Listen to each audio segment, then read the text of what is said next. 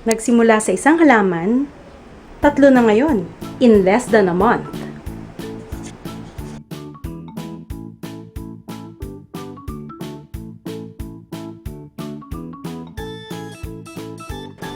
Hi guys! Welcome back to my channel. So, since... kita mo yun?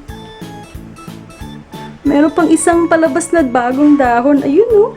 Kita niyo ba? Kita mo? Ayun oh!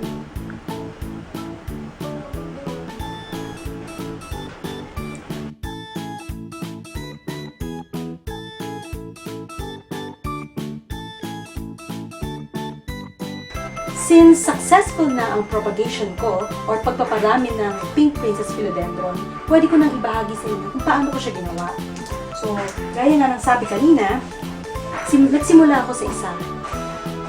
Then, ngayon, 3 na sila. Ito na.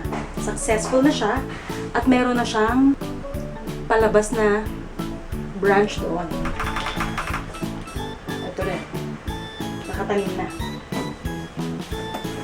So, ganito siya nung binili ko. Matangkad na siya at marami ng dahon.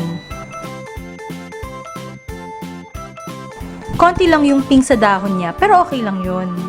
Gusto ko kasi talaga siyang gupitin at paramihin. Madami siyang aerial roots. Ito isa. Dito tayo gugupit sa ilalim ng aerial root niya. Gagawin ko siyang mother plant.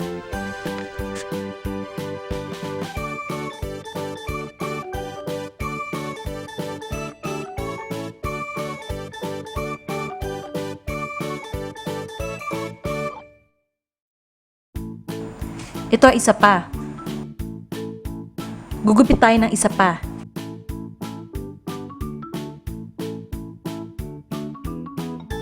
Itong isa, paugatin natin sa tubig.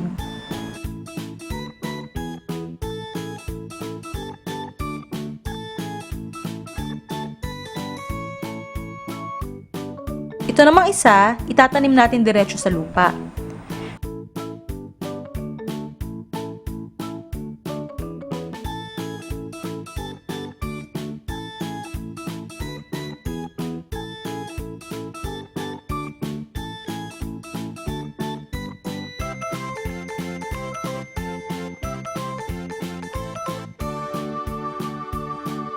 After 1 week, may bago ng dahong palabas kay mother plant. Tapos after 2 weeks, 3 na silang patubo kay mother plant. After 3 weeks, nagbukas na yung unang dahon kay mother plant. May signs of life na din yung tinanim natin diretso sa lupa. Nadagdagan na din yung ugat nung nilagay natin sa tubig. So based dito sa ginawa natin, mas mabilis tumubo ang Pink Princess Philodendron kapag tinanim mo siya diretso sa lupa.